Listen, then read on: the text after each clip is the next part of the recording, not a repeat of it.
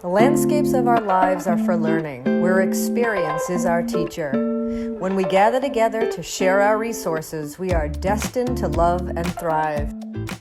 Good morning, Pierre. Good morning, Maureen. What are we talking about today?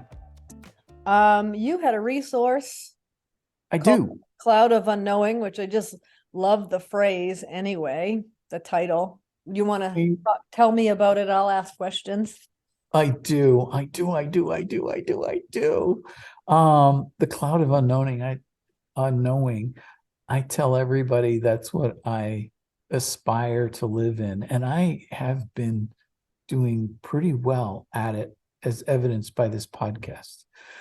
Anyway, the cloud of unknowing is a 14th century mystical. No, it's not mystical. Actually, take that back. Okay. Yeah. Scratch that. It's a 14th century book. You gotta love the author. It's written by Anonymous. So the Cloud of Unknowing is written by Anonymous. How fantastic is that? We don't even know who wrote this.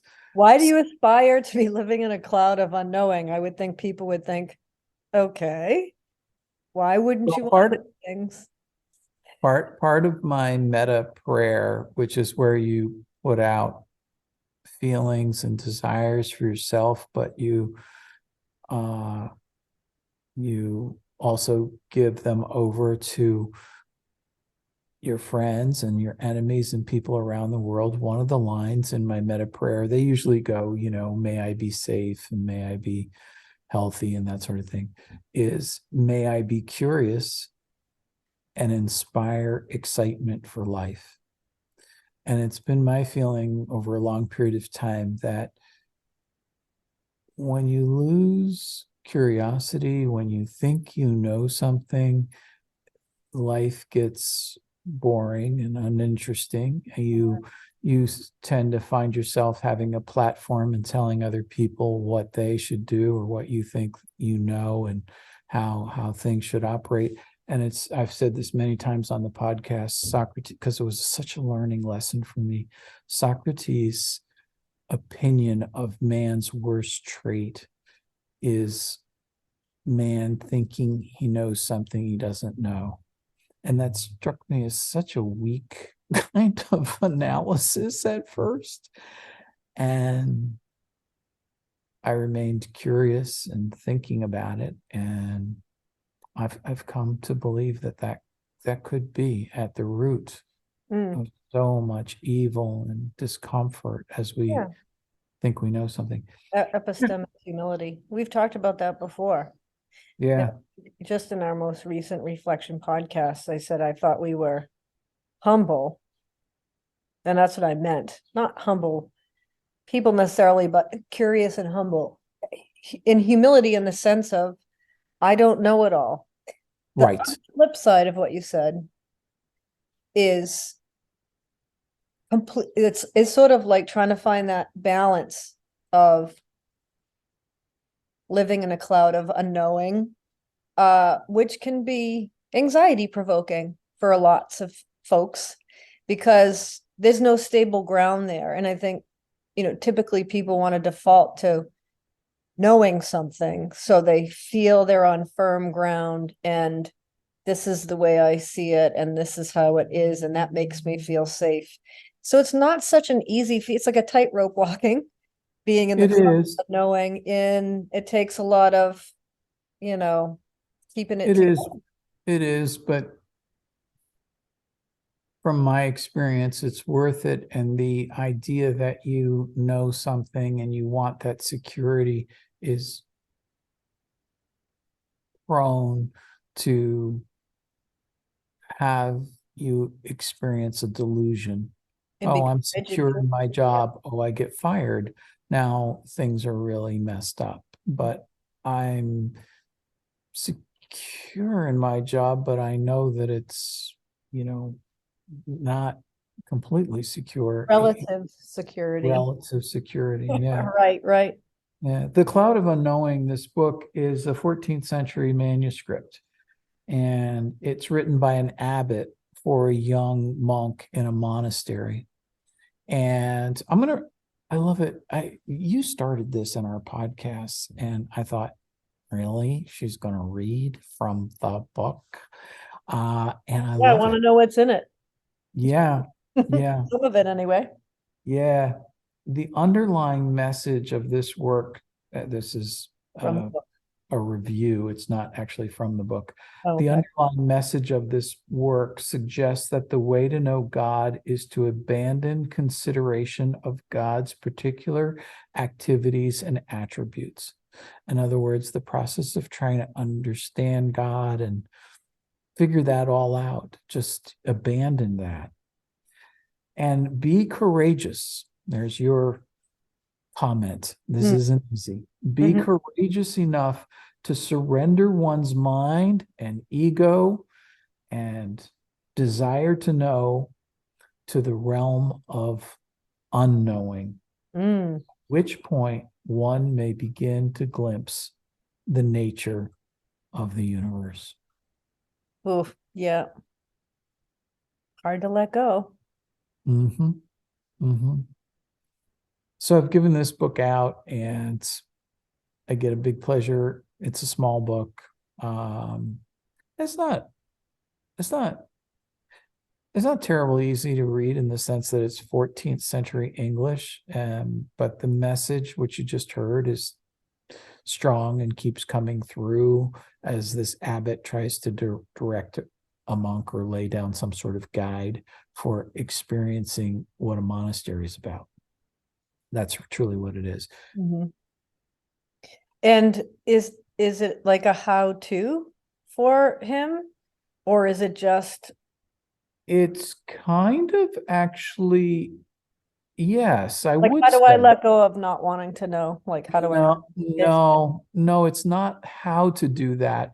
It's more questions. Like there's a question and then there's sort of an answer. So it's kind of a guide around questions. So I've read it a long time ago and I should prep better to know what's in the book. I can't remember it that well. yeah. Uh, I just was the overall message is what struck and stayed with me, Yeah. and it's a relatively unknown book, which makes sense Mhm. because it's the Cloud of Unknowing, but written by anonymous. But I also get a kick out of it for that reason. If you mention it to somebody, even somebody who's a big reader, chances are, nope, I've haven't never heard. heard of it. Yeah. Yeah. Interesting. Yeah, no, I like the it's something it's worth thinking about that concept, that message and title. I mean, it's worth meditating on that alone, even if you haven't read the book or don't plan Mm-hmm. to, right? It's yeah, that's counterculture, isn't it? It's more Eastern too. You know, Yeah, we want to gain knowledge and acquire knowledge constantly. yeah. I mean, this book actually Gain counsels the certainty. reverse. It Mm, says, right. as a young monk, seeking God, don't do it through knowledge and intellect, the faculty of your human mind, but through intense contemplation, motivated by love, stripped of all thought. It kind of sounds like meditation. Hmm. Hmm. Yeah. Remember, like, just, I think one of the things I did when I did take my sabbatical was, I remember thinking this and trying to act it out and live it is like, just allow things to unfold, like Mm-hmm. even like even the things that you want and goals or whatever. It's just like kind of, if you build it, they will come sort of thing, feel the dreams thing. Mm-hmm. Like just show up and do you and like all is coming kind of thing. Like it's gonna unfold. Like don't try too hard, just be present and like the intention thing and from a place of love and I know. When I heard that like like throughout God my will life, come to meet you or send you in the right, like life will just direct you or guide you, and I know when I heard that throughout my life, it's I hard to just talk about. I just kind of poo-pooed it because, yeah, right, terrific. No, I have to work hard. I have to think about it. I have to figure it out and all that sort of stuff. But as I've grown older, certainly just realizing that life unfolds and life is good. Can't figure out, what's going to happen next, or if I'm even going to be here for next week's podcast. Let me read one thing that's actually from the book. And I guess my preface comment is, how amazing is it that we're talking about mind body experience and balancing these things? And here's a 14th century manuscript. Here, I'll read it.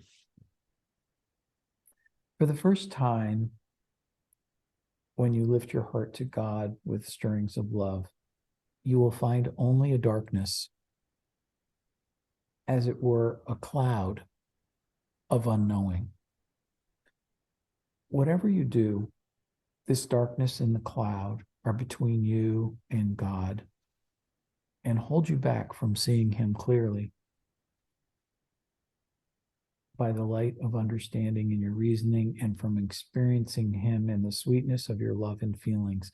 So prepare to remain in this darkness for as long as you can, and always begging for him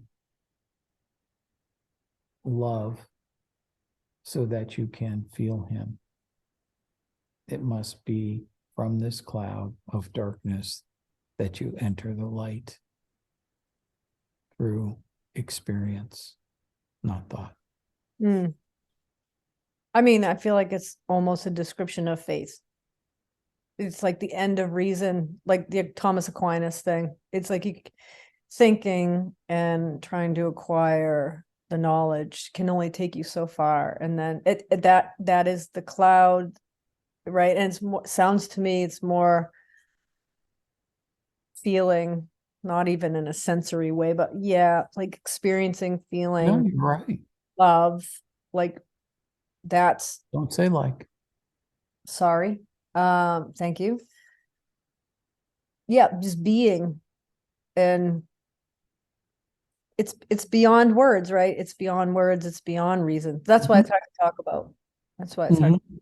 to define it. Yeah. But I just throw out the word faith, because No, that was means beyond words and description, and that right. was the perfect word to throw out there when you said it. It just, it's like, oops.